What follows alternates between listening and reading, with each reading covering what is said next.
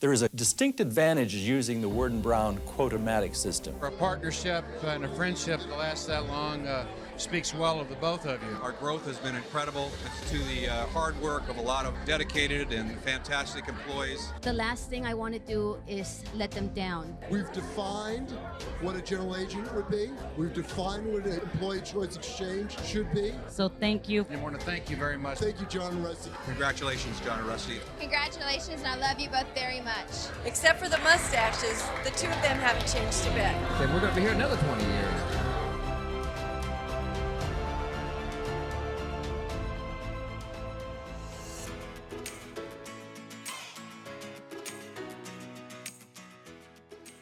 We've seen a lot of advancements. I remember we debated for weeks on whether or not to get a fax machine when they first came out. True. The telephone systems have changed so much. Remember that? True, I do remember that. These big, bulky Motorola, the big ones, the big Motorola. And we put those in everybody's hands, so we saw the evolution of that. I remember going to a GA meeting at Blue Cross, and we were talking about programming our system into our system, and we have a mini computer. We had the first mini computer in the industry. So our competitor said, "You have what?" So we had a computer before everybody else was working off of whatever else they had. They didn't invest into the mini computer that we did at the time. In my opinion, the biggest technological advancement we made was years later, developing the platform for CaliforniaChoice health plan. I mean, where we could administer an extremely complex set of benefits, and we made it look simple.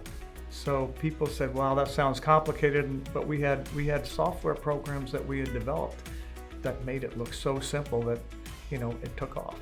And we made the complex simple. I remember one of the guys that worked in our office when I was first in business. He had a phone in his car, and I said, "Why do you have a phone in your car?" He said, "Well, I can keep touch with everybody." I said, "Gee, I don't want to be able to find me when I'm out." And here I am today. You don't leave the kitchen or the shower or your house without your phone in your hand. It's crazy. Or karaoke. Thank you. My karaoke song is "Drinking Problem" by Midland. I love that song. Actually, I don't. I very seldom listen to the radio anymore because I'm hearing impaired, and so I just can't hear it as well as I do. So, Rusty can sing. I mean, he's got a good voice. Obviously, he can't hear very well, so, he's heard me at parties, but.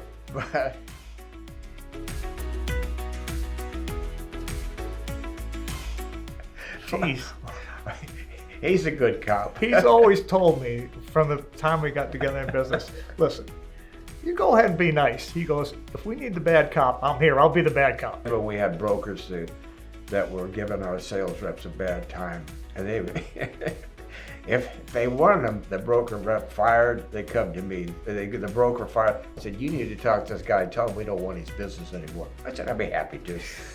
Rusty, on the other hand, they give him a broker, and he would call him up, and he said, and he would convince him to give me some business.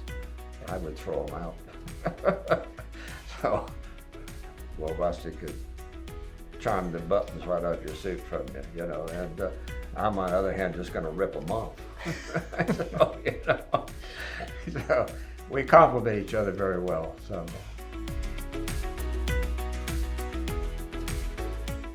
That would be Sundance. And John, Butch Cassidy and the Sundance Kid. So we just go Butch and Sundance sometimes. I mean, I call John 3 sometimes because he's the third, and he called me 2. So I'm junior. So, those are our nicknames that people might not know about. Well, back to, I think it was Butch Cassidy. Yeah, Butch Cassidy. Sundance Kid. I like that. I have a different one. Green Book. It had all the emotions that you could possibly experience in a movie. I mean, it had me crying 2 or 3 times, and I'm like, wow, this is so special. It was about a bouncer, an Italian bouncer in New York, a hard guy, and he applied for a job to drive a limo for a black concert pianist. They, at first, The limo driver was just an employee, and eventually their cultures were so different the way they talked. The black man was so educated. The bouncer, he was just like, you know, I'll break their necks if anybody tries to. So they eventually grew together and they formed the most special friendship. It was, I get the chills thinking about that movie. I mean, if you haven't seen it, you should watch that movie, Green Book. I like them both. Yeah. You know, I try to cut out the sweets because I know it's not good for me. So a little salt on my margarita is pretty good, though. Agree. I would say sweet for me, but you know, John knows I can be pretty salty if I need to be. But I've always got my hitman over here, so I don't need to be.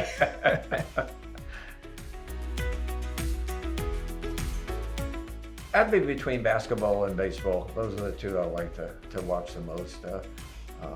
Yeah, those are my two favorite sports. Playing, back in my younger days, I used to play softball 3 nights a week. I love that. Watching on TV, it would be football. I love to watch football. To play today as an older man, golf. I love golf. Play a lot of it.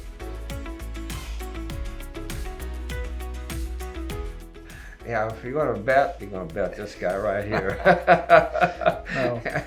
Well, I'll tell you what, we've had our moments together. We played in some tournaments with 100 teams in the tournaments at country clubs, and we won together. So, Amen. You know, you're pretty damn good yourself.